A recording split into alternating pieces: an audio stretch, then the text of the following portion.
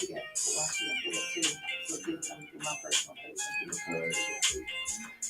What I supposed to sit here and let you be talking? I just sit. You ain't gonna sit there and not talk. Look, but I mean, you gonna be asking questions on it. Okay, you ask questions. Oh my God. Ah.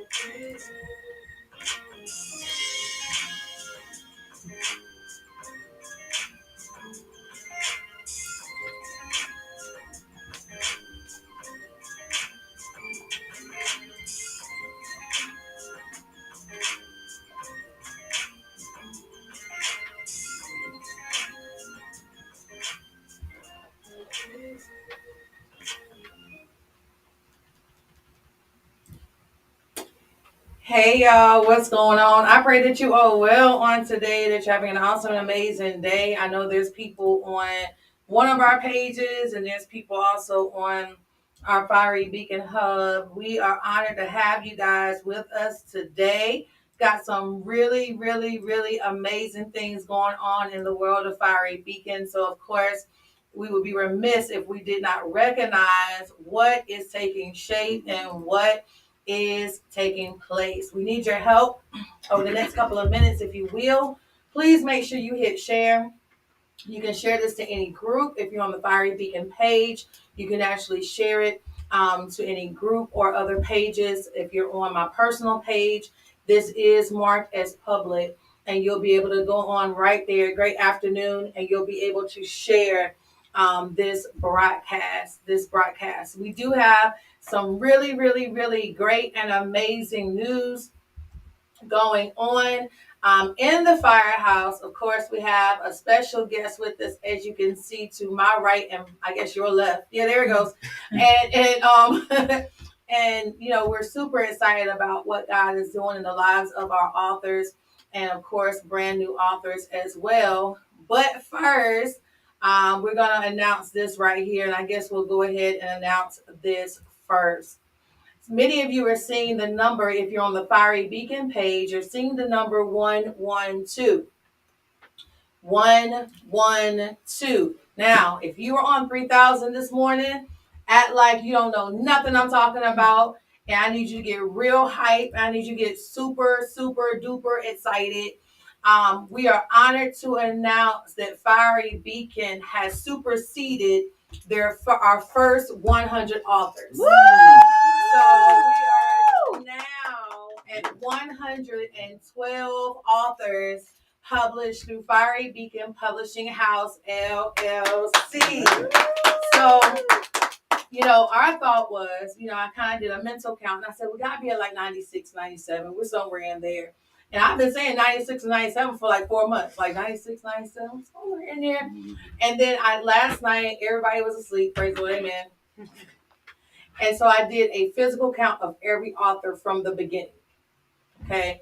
I went through, I counted all the authors up, and it ended up being a grand total of 112 authors. Some repeat authors, but every author counts singularly when it gets down to the books. Okay. And so 112 authors with Fiery Beacon from 2016 up until 2022 current day. And on top of that, y'all ready? We still have room for more.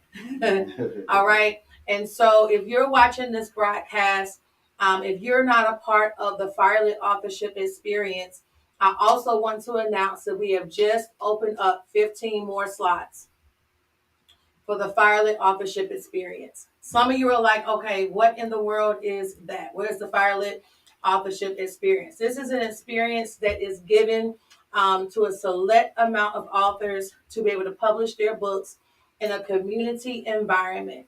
One thing we know is that a lot of people in this world have a book. However, the issue is they need the support. And so this offers the support, it offers community. A lot of people, they're used to only getting the community when it comes to collaborative works. This offers community for your solo projects. We have everything set in place, even down to our confidentiality agreements to protect you, to protect your idea, to protect every author that's in the space and working towards their end goal. So we have opened up 15 more slots. We had to open it up, y'all, because we literally have superseded the first 15 that we thought we were going to allow. We have actually superseded that number. And so we had to open up what's called a fall collective. So we, our first 15, we allowed them to choose. And we said, do you want to release in the summer or do you want to release in the fall? So once they got their position situated, then we knew, okay, we can open it up for some more authors. So if you are looking to produce your independent work, your solo book, then feel free to get in contact with us. You see some people in the comments shouting FAE. You can't see it. I'm going to go ahead and move it so you can kind of see it. But literally, FAE is blessing a whole lot of people. It's giving them a sense of community. It's also giving a sense of accountability. A lot of people have a book, but they don't have the accountability. And so, what happens is people become accountable only to themselves. But, as it's been said, we even had an author come through who's part of FAE, and her words were, "You have literally saved my life. Do you realize that you saved my life?" And when she said it, I was like, okay, praise the Lord. Take out me, Lord. Amen. But she was like, no, you literally have saved my life.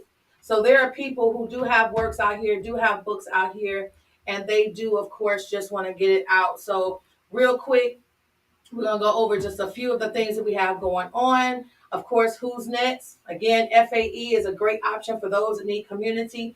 But if you want to do it on your own, you're ready to work, whether you have a full manuscript or not, this is the time to jump on. Because once these other 15 slots are filled, I'm fairly confident enough to say that we're going to have to go ahead and open up our 2023 calendar. We literally are going to have between July and December authors releasing, if not every week, every 2 weeks. New authors releasing their books every 2 weeks like clockwork between now and the end of the year. So again, this is your time and you know it's your time. Jump on it now because I can't guarantee we'll get you in 2022. We may have to tell you 2023 if you wait too long. All right. The other thing is our Bonafide line is launching. So for those that are on the Fiery Beacon page, you see a lady there holding her money and holding her Bonafide hoodie. She has her hoodie and everything on. So you want to make sure that you are jumping on the opportunity to get your Bonafide hoodie. The Bonafide line is going to include everything from Bonafide Comfort Disruptor. That's just one of them. I'm not even going to list all of them, but we have about 4 or 5 different variations of Bonafide. And depending upon what your desire is, we may even be able to do a custom for you. So again, the Bonafide line is launching. We want to encourage you to get your Bonafide tees. Also, for those who are part of 3000, we've also launched the shirt that says, "I am not an underdog. I'm simply under God." And if you remember that teaching, then you know the impact that shirt has. So if you want to order your tees, make sure you get in contact with us to get your hoodies, your t-shirts, all that good stuff, whether it be one that we have pre-designed or one that's custom. Go ahead and get your stuff today. Now, this right here, y'all are going to see this in a second. All right. Y'all are going to see what that means in a second. But y'all see that book, right? We're going to talk about it in just a few minutes. Also, Mamas and Mentors with Dr. Charity Campbell. I've had the esteemed honor of being chosen among about 30 women from across 6 different countries, continents, if you will. And literally, they are ready. Guns are blazing. We're talking about everything from miscarriage, abortion, mentorship, mom daughter relationships, all types of things. So I want to encourage you this weekend. Make sure you register. You can get free all access to it. And if you want replay access, that's also an option. So make sure you register. I want to say that mine is going to be airing on Friday around 9:30 or 9 a.m. in the morning. And I'm honored because Dr. Charity is all the way in China. Not only that, but she's actually the second author that I ever published. So to see what she's doing in this world is so awesome, so amazing. I'm so proud of her. Don't forget to get your pre-sale. I have 2 books that are actually out right now. So this is book number 18. Book number 19 is the clergy collaboration that I'll show you in a second. But this book, Church Girl, Club Girl, God's Girl, help Lord, Revival from the Ashes, is going to be a blessing to your soul. We want to make sure that you have the information to order that. And your clergy collab is right there. We have 6 amazing authors who have taken the step to either become authors or become multiple time authors by sharing their stories about the clergy and the clergy experience. So make sure that you get your book, Live Beyond Monday. Go ahead and secure your copy today. Now, the person that you see sitting beside me is that dude right there. Okay. We have been working and working and working and working. And finally, it is time. It is time. I met him, matter of fact, at his leader's book release. And literally from that moment, I want to say this is maybe the second time we've been in the same space. So for those that are like, well, how am I supposed to do it? No, no, no. Like, it can be done. Okay. Technology has definitely taken millions of miles and turned it into a few. All right. But today we have none other than Elder Brian Thorne, who is the author of this book called Along the Way. So let me move this out of the way so you can see the book. Okay. This book just released, and he's probably like, oh my God. Does it feel real? No. It don't feel real. It's just, it's crazy. Yeah. Crazy in a good way. People think that's a bad word, but it's a good way. Yeah. Yeah. I mean, it's a real thing. It's a real thing. Yeah. It's a real thing. You need tissue? No. Okay.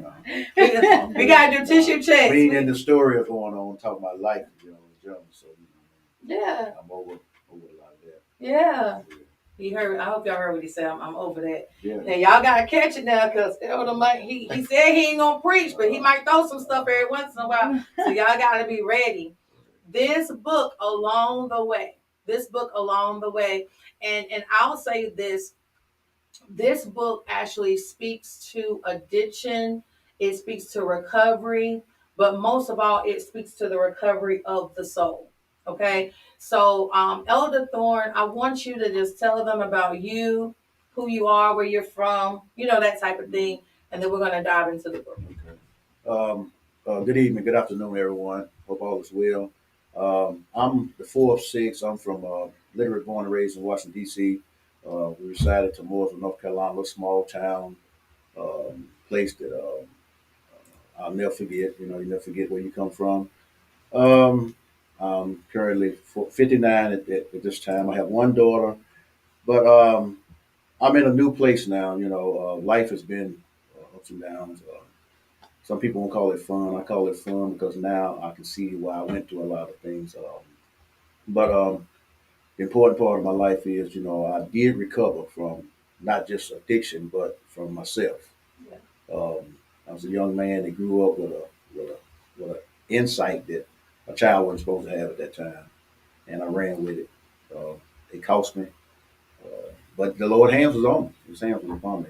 I know that now.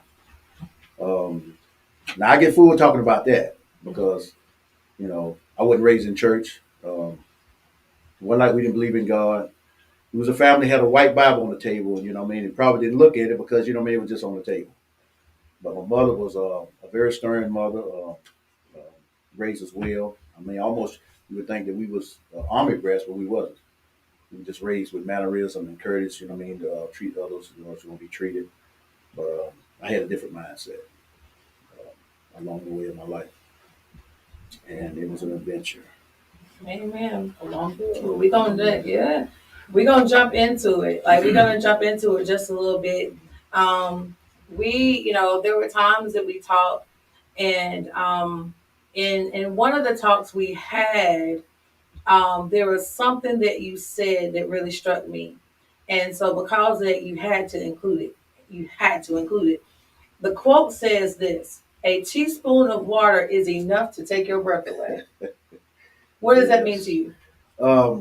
Me and my brother, my oldest brother, rest his soul, we used to talk a lot, and he used to always say that by the endurance that we have, dealt with in life, and we used to, excuse my language, we used to be under the influence, and we would just talk because he was kind of like a distant person for people. He was my oldest brother, but he was my friend. I was more like his bodyguard. I was the one that didn't mind, doing the dirty work. But and we would talk sometime, and my brother was so smart that sometimes I don't think he knew how smart he was, and he was always quote that cliche, a teaspoon of water, and I didn't understand until I got older. It's almost like the life that you endured, it don't take much to take you out. So he used teaspoon of water as an illustration, and it stuck with me a long time. And I used to say it, and people would never pay no attention. But as we was getting to write the book, it came back to me because I tell people as a child, I probably should have been in a crazy house in a rubber room eating hair. Now they take that as literally being funny, but that's how stupid I was as a kid. Not stupid as not knowledgeable, Yeah. but the things that I've done as a child. Yeah. You know, and was raised in a good home, single parent. People couldn't tell we didn't have nothing because my mother always said, "Don't look like what you're going through. Don't walk with your head hold down." So I endured so much watching things go on in the house and seeing things around me. I always thought people was fake because they didn't what they was talking about, they couldn't produce it. Wow. So Wow. I would sit around the older people and they would talk. So I took the wisdom that they had and I misused it. And then I used it for manipulation on my peers. Not to get anything from them, but it was like I had an insight on some things that I shouldn't have knew. Yeah. But I was a listener. Yeah. The scripture, James 1 and 19, be slow to speak, quick to listen. Mm-hmm. So I wasn't raised in church. I didn't know some things. It's just I knew I was this kid that me knowing myself personally, really I was afraid, but the out exterior wasn't. Right. It just, you know. So I pretty much took something that people threw out and I used it. Mm-hmm. But I was still a lonely kid, wanted to be loved. Just wanted somebody to say hey sometime, probably. Very good in athletics, Couldn't play ball because I had an attitude. I had an attitude about life. Oh, I had an attitude. Jeez. You couldn't say nothing to me, really you couldn't, Wasn't a bully. Now they probably called it that back then, but it wasn't like, I was. But yeah. I just approach life as, it's like almost like driving a car and running into a brick wall. That's the way I was living my life. Mm-hmm. I didn't care. I wasn't afraid. Really, it probably was, but I didn't know that. Right. Right. So when everybody else went right, I went left. Mm-hmm. They went to school, I went to the other school. And that's the school of hard knocks. I paid a price for everything that I done. While they was taking driver lessons, I was stealing cars. While they was probably going to other meetings, I was probably at home, couldn't go nowhere because I'd been bad that day in school. So I'd get a whooping, had to stay in. I was good in football. Go to the awards, I couldn't go because I won half the trophies, but my mother let me go because I acted up in school that day. Wow. So it really like did something to me. So I said, okay, let me take on this mindset. Okay, I'm gonna try to go against the world, and I mean that's the way I thought because you can't beat the system. Yeah. And I was very rebellious. But my mother, let me tell you, it was the way she raised us. You didn't. You said yes, sir. You said no, ma'am. You didn't go out act any kind of way because if you did, she hear about it, you're gonna get it. Mm-hmm. So I carried myself in a mannerism way. It's just that they didn't know this young man that was doing all these things because I was a loner. Right. I didn't hang around nobody. I didn't talk to nobody. Didn't. And people say, well, you didn't trust nobody. No, it wasn't about trust. It's just I just felt like you just couldn't handle it because you wouldn't That believe me no way. part. When I would tell my mother the truth, she would beat me because she said I was lying, but I was telling the truth. So it was an image that I took on. And as I got in trouble, and then I end up back in my time, they had truant officers that would come out to you and get you and take you back to school. Mm. You know, so I went through that. So when she couldn't handle it, she had to sign me away, sign my Wow. papers to go to training school. Wow. I think training school was the point. That was Turning a point. breaking. That was my that was- turning point, we where I hit- started backing up. Yeah. Started watching everybody from afar. Then I started picking and seeing what I was gonna do. So let's talk about that, because one of the things that you talk a lot about in the book is how as a young child you would take things apart and put it back together.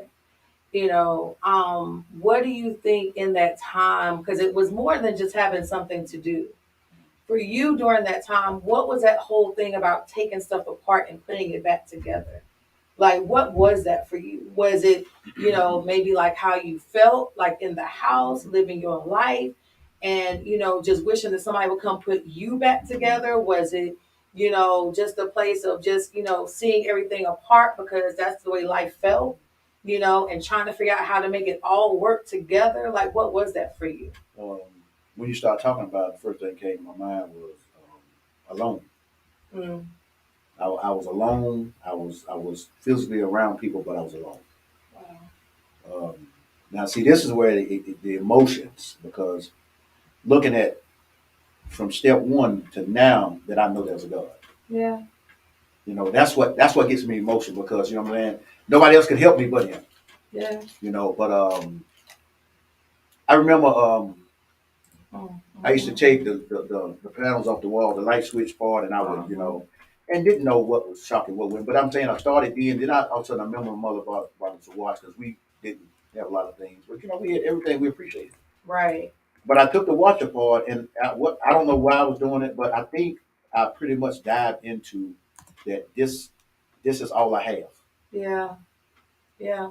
So it was like I was training myself to be something that I didn't know what I was going to be. Because Mm. nobody paid attention to me in football. I was the fastest runner probably in my neighborhood. Jeez. But I had no mentors. Nobody could say, "Oh, young man, don't do that." So I found out I was pretty good with my hands, not just fighting, but good with my Yeah. hands. So I started doing things, and you know, and I think it was the lonely part of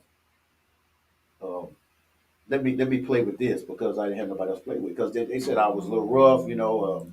Couldn't take rejection. You couldn't. I couldn't take authority. Mm. Oh, I couldn't take Wow. authority. I didn't. Wow. Back then, it was summer job. They called them eye care. I didn't work because I couldn't take authority. Oh, I was kicking against the brick. My mother she was like, I don't know what's wrong with this dude. But I just dived into it. And I tell people, Tonka toys was out back then. Mm-hmm. I didn't play with toys. I tell people today, I don't play games. I play games. And he don't, I like y'all. Scrabble, He does not. but I'm saying I don't like to play games. You don't have to impress me. Yeah. Just be real with me. Yeah. And I'm not like I'm this bad dude or nothing, but you don't have to put on no air in front of me because I'm a realist. Right. I mean, I can see through some crazy stuff, Mm-hmm. I've never been judgmental of nobody. My mother always told me never look down on nobody, you know what I mean? But I've just always been a realist. So what I did, it was like I'm learning who this person is Yeah. at a young age with this mindset as a kid that I wasn't supposed to have. Yeah. So the toys was like pretty much you want to call it. It was probably my shoulder to lean on, my friends. Wow. Not talking to nothing invisible, like I'm crazy. Yeah. But just it's like it gave me something to do. That's crazy though, because like most kids, they get imaginary friends, or they get something else. They don't take like light switches apart. No. You know what I'm saying? But it was, even almost maybe even escape. Yeah. You know what I'm saying? Just to kind of be in a different headspace. So, one of the people that you talk about in your book is your uncle. Your uncle. And I want you to kind of talk about that because he came in and filled a very intricate space in your life. And a lot of times people assume that if I don't get it from this person, nobody can give this to me. But God allowed somebody to come in your life to take up that space that was missing. So I want you to talk about the space that you feel was missing, and then also feel free to share about the person that took up that space and how he impacted your life. I feel like he was this was my mother's brother-in-law. He was a different man. As I was coming up, I got into trouble. I went to training school, got in trouble. He was he would work. He retired before he passed, but he would work during the week. But on the weekend, he would do his thing. Mm-hmm. But he wasn't what you call a bad person, the nicest man you ever want to meet. But everything in him from the week that he would talk about. But he wouldn't degrade nobody or nothing. But every time he saw me, he would grab my hand and wouldn't turn it loose. He said, "Oh, that's my nephew. Oh God, my nephew. He good at everything. He good at. He's always dressed up. As a kid, I used to dress up. Mm-hmm. I tell people I was wearing sports jackets back then with the patches on the sleeve. When people think that's something now, it's really bad. I was wearing that then, and he would always look at me like I was different, and I didn't understand it. But he would. I felt kind of funny because I was around my cousins and them because I didn't want him to put me on no pedestal. But he would never call me a troublemaker. Right. He would never say that I was a bad kid. But I think he showed me attention. He showed me some attention. The attention that I needed without that harsh attention. Yeah. You ain't gonna be nothing. You act like your daddy. You know what I mean? You're doing these crazy things. He was just like look at me and like, wow. So wow. I gravitated toward him. And it was a peace and calmness about him that I needed. Yeah. Because I could sit in the room with him, he wouldn't say a word, but I felt so loved by him. He didn't have to speak no volume. And he talks to me. He just like when you're growing up, people think because you got two parents at home, you get talked to. Mm-hmm. I needed somebody to talk to me. Yeah. And I had nobody to really talk to. My brothers and sisters they was like, oh man, my brother, he take up for us. He can do a lot of things, but you know what I mean? Man, why is he so hostile? So what? I couldn't relate. Yeah. I couldn't talk to him. I couldn't say anything to him without they say something. I'd be like, I don't want to. You know what I mean? I was so hostile, had so much in me. So he was the person that I could get around. I didn't have to be this other person. Right. Right. I didn't have to be Keith no more. I could get around him, and I didn't have to say a word. He probably didn't even matter that I went to jail last week. That I was going to prison. It didn't even matter to him. He was fascinated on it because I think the skill set I had. Yeah. And nobody talked about it like, he could have been a great football player. He could have done this. He could have done that. But nobody never like built me up. Mm-hmm. Mm-hmm. Even if it didn't happen, nobody built me up. Mm-hmm. But he would give me that sense of that I was somebody. Wow. And he didn't go to church or do nothing, but he was in his own self. He get a new suit. Nephew, let me show you this suit I got today. I was telling my cousin about that last week. He always wanted to show me things. He knew I was interested. Yeah. Well, I think that, and it's so crazy. It's something that you said when it came down to the way he talked about you or the way he dealt with you. A lot of times people don't think that what you say to a young child affects them as they go older. If you tell a child that they're stupid, just because they get older doesn't mean they don't think that they're still stupid. And so I think it's important, to note one of the things he said was his uncle wasn't even in church, but he had enough wherewithal inside of him to speak life into him. God can use anybody. He can use anybody to get to you what he needs to get to you. So in chapter 2, the title of chapter 2 says, "Get this monkey off of me." Get this monkey off of me. And this is the part, and I'm just going to kind of read some of it. It says, "Your mouth is laced with the word, but God will never use you. You're only good enough for a task, but you will never be good enough for life."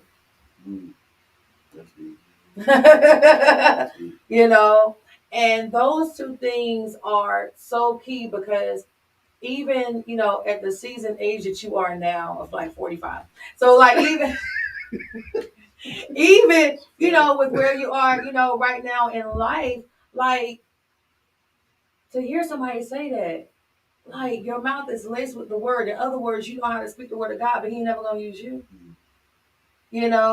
I want you to kind of talk about, I want you to talk about, I'm going to fast forward and we'll rewind a little bit.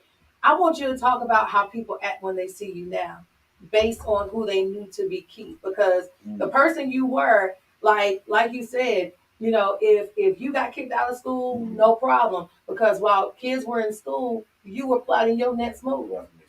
And it was to the point, at one point in your book, you said it was to the point where people thought that you had people working under you to perform these acts, but it was you. Yeah, that's what the law enforcement thought. They wanted me to tell on a bunch of people, but who can I tell on? And then I tell them back then, I didn't even know what the Fifth Amendment was. I used to plead the Fifth all the time. I ain't gonna tell them myself. I'll just go ahead and suffer the consequences. Yeah, I mean, you know, they would get mad, and you know, but I never. Who could I tell on? Even if I did, I wouldn't tell them about it. But who could I tell them? That's what my family didn't know about me. Even then, I was reading today as I was sitting in the car, I didn't know what you were going to ask me. Yeah. I said, I'm going to reread the book again. I was sitting out there in the parking lot. You I kept reading the part about when I would go out at 12 a.m. to 4 a.m. And I was thinking in my mind, it's like Holy Spirit spoke to me and said, what do your mother, your mother's not kind of understanding that. And I'm going to get back to the subject we're talking about. But she's not kind of understanding that because she was at home. Y'all had to be in the house before it was dark. But what she failed to realize, my mother used to go out sometimes. And then the weekends, that's when I did my thing. Nobody knew where I was at. Nobody was around me. Nobody wanted to be around me because I was always angry. Wow. So who was paying me attention? Wow. I would sit in the house, be in the house in the dark, dressed up, penny loafer shoes. We couldn't even afford them back then.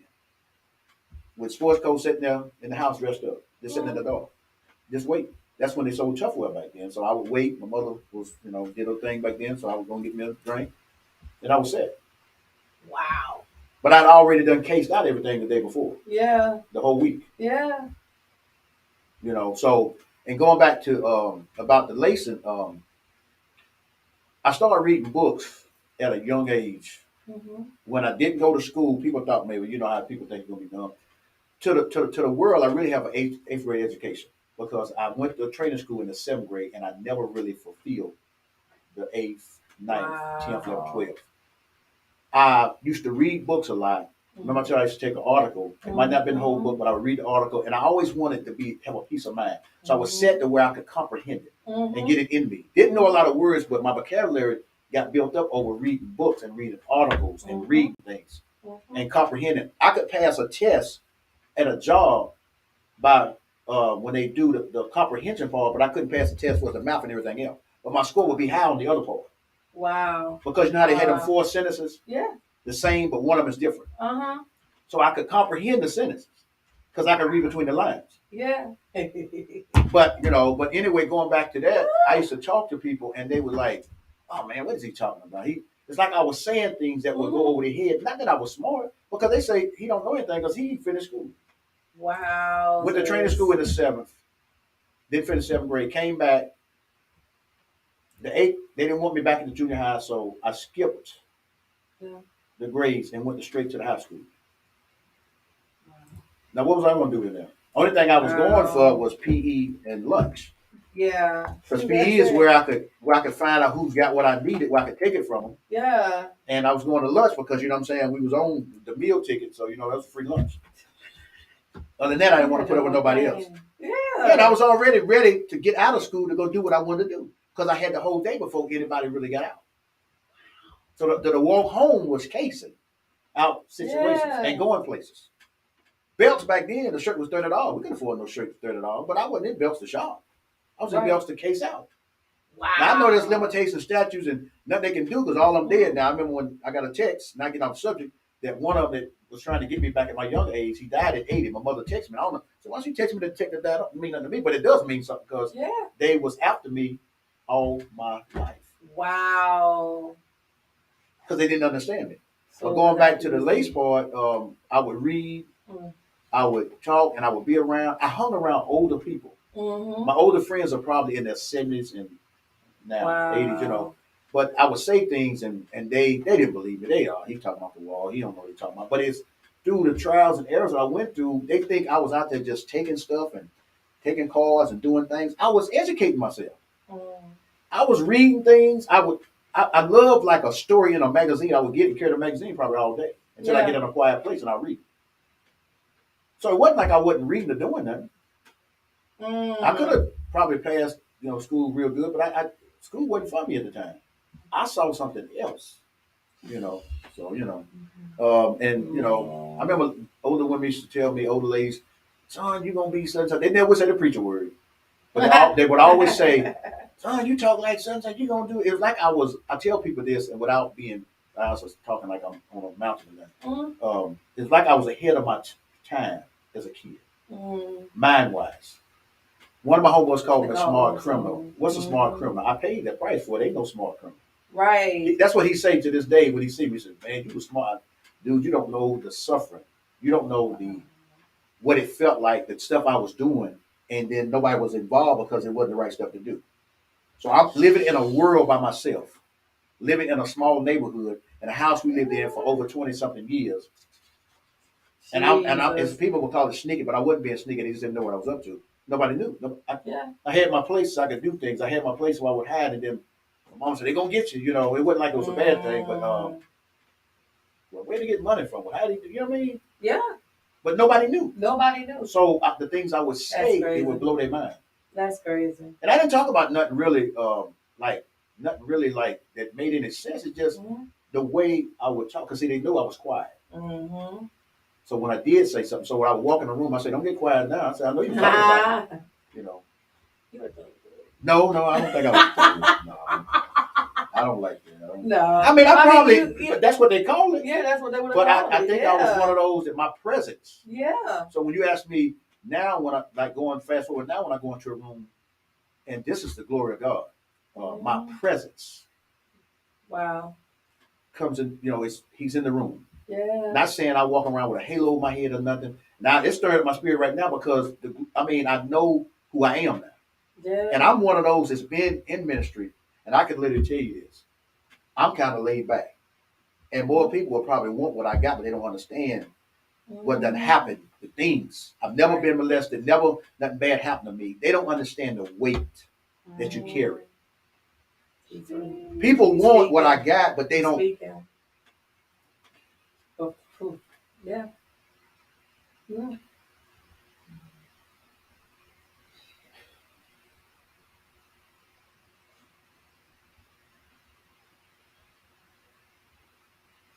Take your time.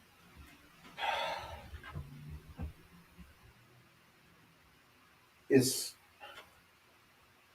essential that people talk about they're chosen, that they're, they know the hand of God's on their life, but what have you endured? Right. And I'm not taking nothing away from nobody. It's just I ain't supposed to be here. Sure. People, you hear that a lot though, but I know the path that I took. It's like people being afraid of you is not a bad thing. It's just they know there's something on you. They know there's his hand is on your life. Yeah. And that's why I get overjoyed about the book, because I can't believe he did it for me. I just I'm with you. the millions could make you happy, but what I have on the inside is priceless. Right. Yes, sir. And I don't be in church trying to be this or that. I remember when I told the Lord, I said, when you old people should always speak in my life. I can see the transfiguration. I ain't nothing about the words of the Bible. Holy Ghost will put two hookers in your jaws, brother Thorne. When God do what He gonna do. Now I'm hearing all this back then. I'm still getting high. I'm still doing my thing, even as I got older. Not in prison, but and then I asked the Lord. I say, when you do, I see people dancing in church. I wasn't dancing then, And I say, when you do, Lord, put dance my feet, it's like my testimony. Yeah. And then when I used to dance, people thought I done went and took a sniff or something, because it was a different dance. A whole different The dance. music don't have to make me pop. It's already here. Yes, sir. Because I know what He done for me. Yes, sir. I don't have to say, you think on the goodness of Jesus. I can have church without having been in the building. So it's like I'm learning who this person is now. Yeah. On the spiritual side. Yeah. And it's scary sometimes, Pastor, because it's like, who can help you? And I thank God for Bishop Keenan. Everybody's not meant to harvest that type yes, sir. without being envious. Yes, sir. Now, people might think, well, he talking. No, I'm not. I'm just telling you Right. what I know. Right. You know, Right. and then I'm not one of those, I can go out and be a pastor. I probably can. I'm a third generation preacher. Now, that scares me because there's always a mandate there. Right. And I done run here and there to run from it, even to this day. Yep. Since I've been in ministry, I done ran from it. Yep. So I'm so grateful that I was allowed to, this little boy in me come out. Yes, sir. And the little boy appreciates everything. I appreciate the smallest of things. Yes, sir. That's why I give you your flowers. It's not to gloat you, but I give you your flowers because people done met me along the way of my life and couldn't get me to do what I'm doing now. Wow. Jesus. Everything is timing. My next message, everything is timing. Yeah. Everything is timing. Yeah. So everything is happening now. I don't have to fight for it. It's like it's coming. I just have to stay planted in Him. Pastor teaches that a lot. Do not move. You know, plan like a tree. You know, but and now when he talks to me, everything people have said to me over the years, preachers, people wanted to pour into me. They didn't want me to mention. They just wanted to pour into me. Wow. I don't even know why. So I done took. I remember when I wasn't humble. So I met a man that was humble. Jesus. I tell people I used to bite my tongue. Now I have to bite my tongue because I don't have nothing to prove. So it's not bite my tongue, keep from chewing you out. I don't want to chew you out. It's not important to me today. I see the love of Christ in things now. Wow. And I'm not better than nobody, but he has, I had a hard, what they call it in the Bible, they call it a callous heart. That's a hard heart. Yeah. Yes, I don't have the true heart of flesh, but I mean, I have love in me now that I didn't have. I didn't have it. That's a blessing. That's a blessing. So meeting you and meeting people along the way, it's making me. I am honored to sit in people's presence. And I'm an elder, but the fact is, it doesn't matter what your title is. My mother always taught me, even if they one day older than you, if they're not even older than you, but still they're somebody. Yeah. I don't know what you could bring to the table that can help me. See, I've never been jealous of nobody. So, you know, it's just when I used to talk, the lacing and a mouth and then say things, and you know, the Lord just mess with me sometimes about things, you know. I'm telling the Lord deals with me. You know, I'm tired of you. Yeah. You know, I don't know what you resting on your Lord for. You're complacent, son. What you gonna do? How you gonna hold? You gonna keep holding it in you? Listen, I don't get the glitter side of Jesus either. That's why I call it the glitter side of Jesus. Side. You know, the little like the rainbows and the butterflies and all that stuff. I don't get that. I get the straight up like unadulterated, like he don't care about your feelings version. Yeah. You know, and people on here, they're talking. I see y'all. But even the tears, what people don't understand, it's not the tears of emotion. It's not the tears of sadness. Mm-hmm. It's just, I'm free. Yes, sir.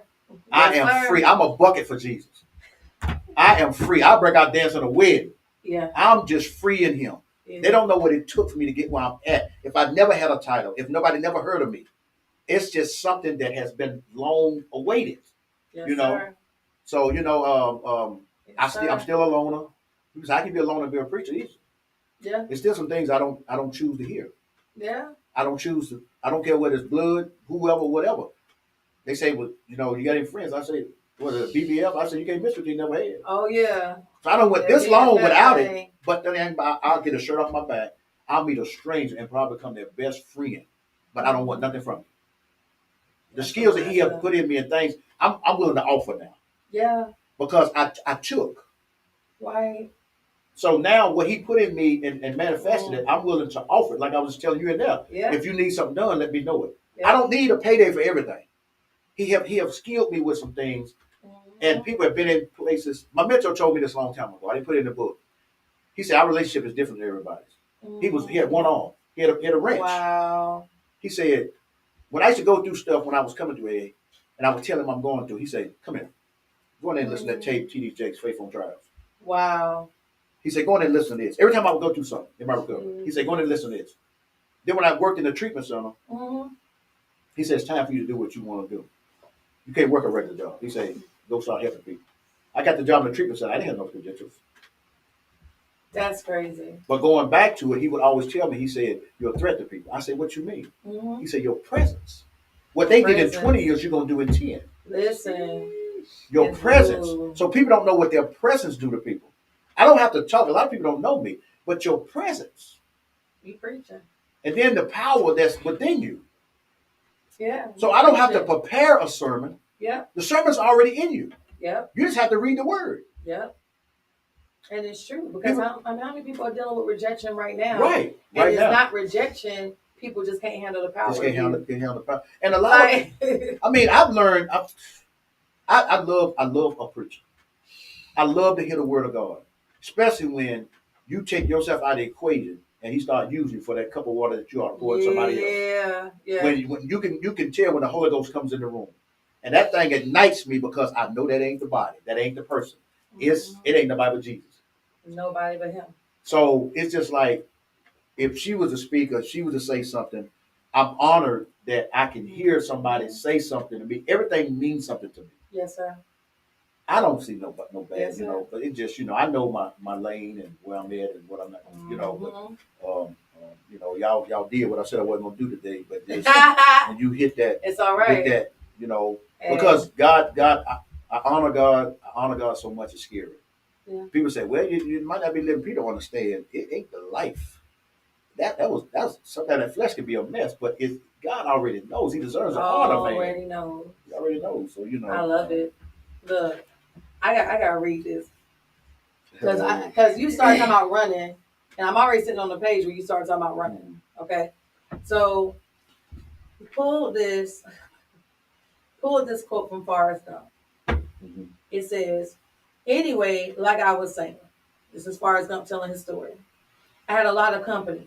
My mama always said you got to put the past behind you before you can move on, and I think that's what my run was all about." I had run for 3 years, 2 months, 14 days, and 16 hours. Crowd says, quiet, he's going to say something. Because keep in mind, this is him narrating and he stops running. For those that's ever seen this movie, he's running and he stops running. His beard is super long, his hair is super long and shabby, his hat is, I mean, you can tell the man been running, okay? And then Forrest turns around to this whole crowd of people and says, I'm pretty tired. Think I'll go home now. And just like that, my running days was over. Mm. What happened the day of your first meeting? Which meeting? When you first went in, and matter of fact, wait a minute, let me find it. Oh my God. And that man, it was something about that man. That man said something to you. I want you to tell what he said. When he was you talking about the man when that you came got mad at him and you thought you was gonna be that was crazy. What they told us in treatment when I did start talking, and I used to be talking in circles, I used to stand off to the side, and they told us this: every time somebody said something, people could say a lot of things. Every time they said what the criteria was in order to not just stay sober, but to try to live sober, I would take it in mental note, and they say the first person you see, that's to be your sponsor. The first person you see. I don't know who that first person could have been coming in the door.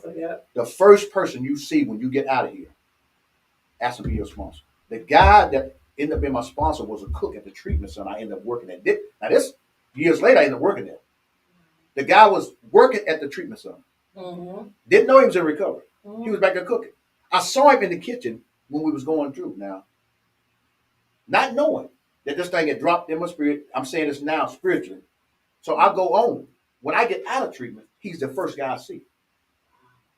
So I walk up to him. Oh, wow. Didn't know how to ask him. I say, well, that's what I told him. I said, I'm doing what they told me to do and get out of treatment. First person he get a sponsor. He's like, So he probably knew in his mind, this rascal is taking a simple suggestion. That's what the program's about, taking a simple suggestion. Yeah. Fast forward, it was a halfway house and they closed it down. Now I go by it every day now in High Point. Richard, it was considered the men of steel. Wow. Everybody didn't get in that house. The floors were shined, it was cleaned up. They had other houses, but everybody wasn't picked to go in that house. We were sitting there at the table, or where was that? We were sitting there, and he pulled a big book out, a big blue book, and he was getting ready to do something. He started talking, so I pretty much was defensive. Yeah. When you gonna try to tell me what I need to do, so the buck came up in me. You know what I'm saying? He was clean and sober, fresh mind, but still I was angry. It came up in me, and the fast forward, he I went outside, I got mad and said a few things, because church words, but he said, open this book up. Open the book up. He said, turn to the first page. I turned to the first page. He said, what you see? I said, I see nothing. He said, it's exactly what you know about staying sober. He said, you don't know nothing. So basically, looking now after all them years, I might have knew a lot of things. Y'all heard me tell my story. I knew a lot of things, but I didn't know how to stay sober. First time in my life that somebody had hit me with a powwow to tell me something that I didn't know. So I humbled down and sat at the table, and the journey began. The journey began. I texted him the other day. He got the book. I told him, I said, I want to thank you. I probably thanked him a lot of times, but I said, I want to thank you. He lives behind McDonald's in High Point. I said, I want to thank you because he I cussed him, man. I don't know how many times, you know what I mean? But, he saved my, it saved my life. Yeah. Because I took a simple suggestion, when he showed me that blank page. But the big book of AA was the book to get me to the big book. Yeah. It was my door. Everybody, what I learned in AA, people go in there, they do it for the probation office, they do it for the wife, they do it for the kids. What I learned was I was so beat down and broken and willing to do what I had to do in order to get my life back together. I tell people it's like having, y'all have had babies, whoever had them. It's like having anesthesia, not having anesthesia, having surgery. Imagine not taking the endure shot when the pain is there. So I use that reference as God used to put things in me and I could feel it. So when I got in AA, I took the street out of me and I put AA in me. I learned AA just like I would learn things on the streets. So I took it and ran with it. And I grew. And I grew. I did everything in there. I went to meetings. I met people in high places. God just was opening doors. I mean, that thing gave me goosebumps now. So I tell people, even when I got after 5 years being clean, I felt something pulling me. It was time to go to the big house. Yeah. I used to go to a church for peace of mind, not to join it, for peace of mind, but I was still going to the rooms. Right. And I went to my mentor and told him, I said, I feel something pulling me. He said, what you mean? I feel like I'm leaving something. He said, what you mean? I said, I want to go to the church now. He said, you ain't leaving that. You don't know all you can do. And I went, I didn't get saved, but I started going to church. Yeah. I just started going. So it was like God was putting everything that I took for real. I took it like a grain of salt. I took it, I read it, I took it, and I just put it in me. So I didn't talk the street language no more. I talked like I had some sense. Yeah. I didn't say crazy things no more. I laugh and joke, but I knew the big book of AA to when I met people, because my first thing I always tell them, not knowing this is the same thing in the church. Yeah. I said, you pray about it before you come talk to me? Because I took what they taught me. Then the old timers saw me sober for a year. They come to me and say, hey boy, they probably read, but they was cleaned up. Come on, you want to ride with me? I want to show you something. So they would take me to the mountains. They would take me on retreats. They were showing me the full side of AA. Yeah. Because I was growing. But I was growing to get back in society. Right. Structure. Right. So, but I didn't know that I had a mandate on my life at the time. It was leading me to where I was supposed to be in the beginning. So everybody don't get church off the bat. And there's no church is for saving your soul. AA is for saving your ASS. Yes, sir.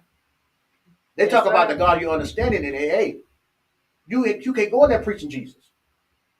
Because you're taking it too far. Because you got to remember, you're dealing with alcoholics and addicts that people's minds have been disarrayed. What are they? They're going to believe in God? And then all they've been through? That's good. So you can't just pour that down my throat. That's good. Back in the days, I call them Bible thumpers. You can't come to me and beat me up with the Bible because I ain't heard nothing you say it. That's good. Man, I'm going to go and get me another crack rock. I'm going to go down and get me another drink. So when you find somebody that's cleaned up like that, you got to be careful. And it's got to be God, but you got to sometimes, when you're not in church, you got to know how to get on that level and talk to them with some sense. And the Holy Spirit will tell you, you talk about this. Now I'm using this in church. Now the Holy Spirit tell me now, they say, well, Brian, you been on drugs, you been on the street. I said, the Holy Spirit don't tell me to talk to them about drugs. He told me to listen first. They the subject he want me to talk about, because that ain't how they're going to get healed. That's good. Because I'm watering it. I'm just planting the seed somebody else watered. But when I talk to people, they don't even know that they looking at a homeless man. Yeah. They said, man, you sure clean up good. But they don't know I was homeless. I slept in the back on mattresses that I lived from pillar to post. They don't know I sold everything. That I took the shoes off my feet and gave them to a drug dealer. When I tell people what it mean to me, they don't know that. So I don't have to prove anything. I let God be God. I don't walk on no halo or no water or nothing, but I let God be God. My presence, when I show up now, old man told me, he said, I knew you was a preacher. So I said, how'd you know? He said, I just know. I said, what a preacher look like? The presence. But you know, just going back to saying it, it just AA got me where I'm at now. Mm. Most people are still in the rooms. They still talk about the rooms. The rooms is in me, but I don't talk about the rooms. It's on a spiritual level now. Yeah. Because the 12 steps, there are 12 spiritual principles behind each step. Yes, sir. Yes, sir. So it's amazing now. It blows my mind what God will do. Yeah. I can't go to you and talk to you about AA.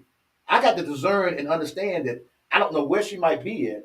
But then when I do hear something, God, what did I get out of that? Right. So I don't try to be super deep in ministry. Nothing. It just I know there's some things that goes on with me. I love the spirit of God in the room. I love when you know, because I'm from a deliverance ministry. It's just I know it's time to help some people, and then I can't keep what I got. You can't give away what you ain't got, but I can't keep it. So I don't really know my full intel what the end gonna be. I just know I'm grateful. Yes, sir. The book really like made me really appreciate the love of God more because it might not mean nothing to nobody else, but you know, I ain't finished school. I got my GED in prison. You know what I'm saying? I got a diploma like everybody. I went to Cleveland Community College, but I was in prison. But they won't say that you was in prison. Right. I took the classes in prison, but the college held the courses in prison in Shelby, North Carolina.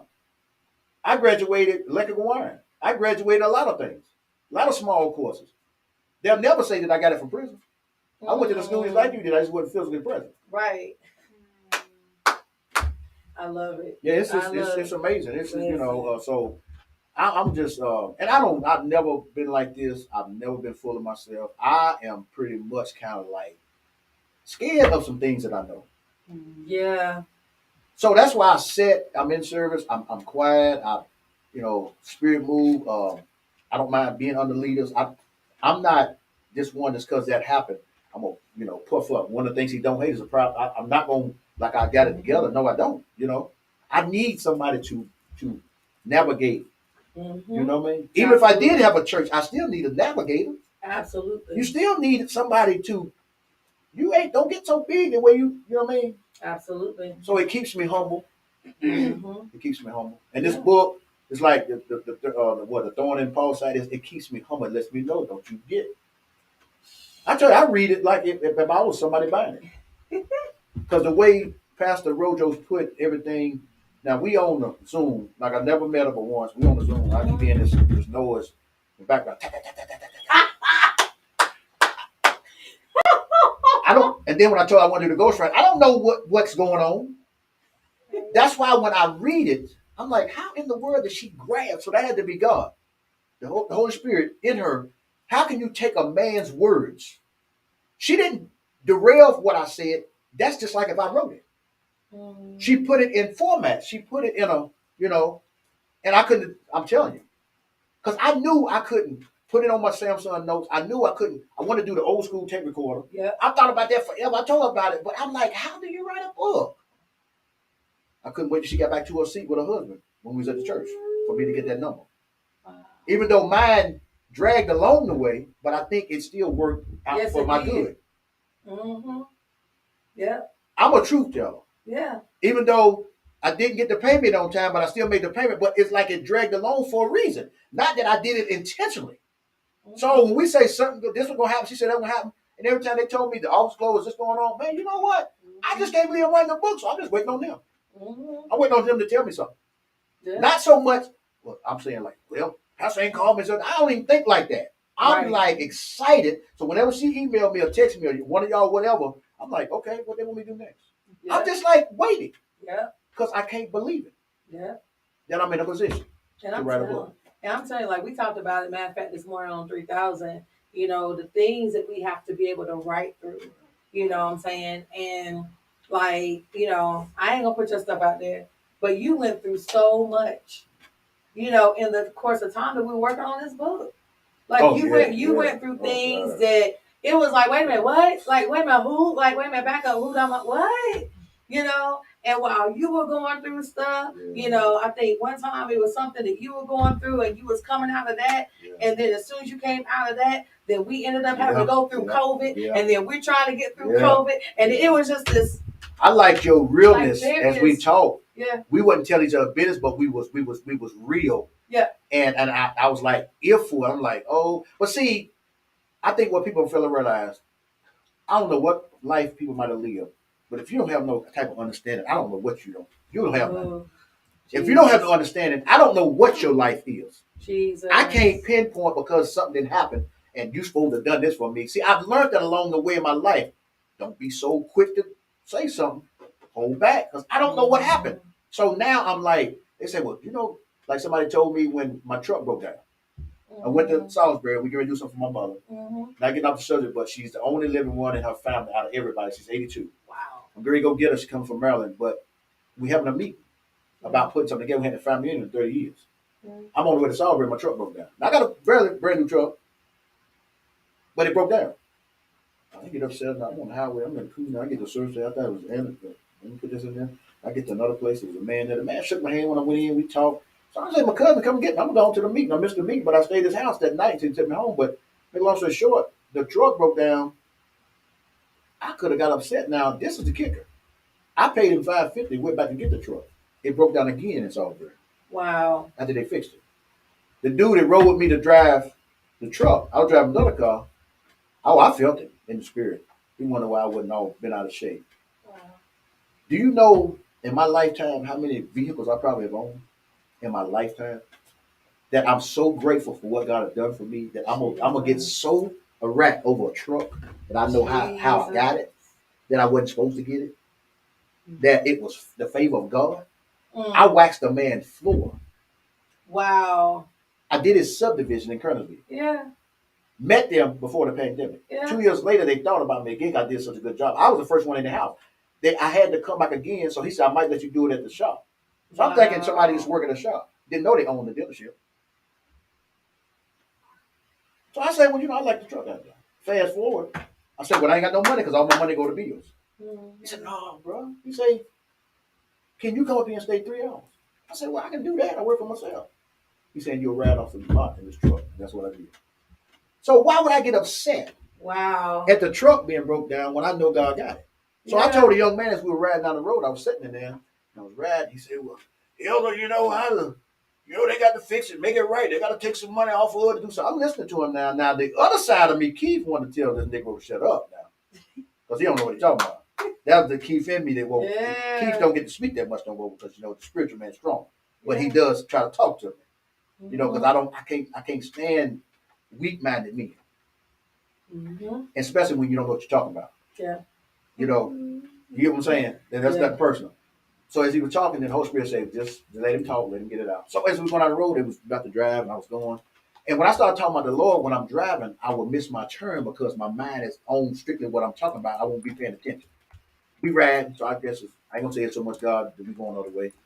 And I said, well, sir, young man, this is where I look at it, man. I said, you know what, you never know what God will do. Might be something else wrong with it or what's going on with it, and I might not have to pay. Or, anything could happen. I say, I'm not worried about what's about to take place. I said, I don't know what's going to take place. Right. I said, I'm not going to worry about it. Right. And I left it at that. The next time they called me, they wanted to meet me halfway. They said, we don't want you to come over to Salisbury. So they met me in Lexington. Yeah. That's pretty much, they done come most of the way. Yeah. And the same man, the owner didn't have to come. The same owner came and he shook my hand again. He said, if you ever need me, call me. Relationships. You never know when I might not have it. And I know who to go to because he already done established. I know I can deal with Mr. Thorne because Mr. Thorne could have got upset. He had a right to get upset. Yeah. He come down and paid me his money and didn't get his truck.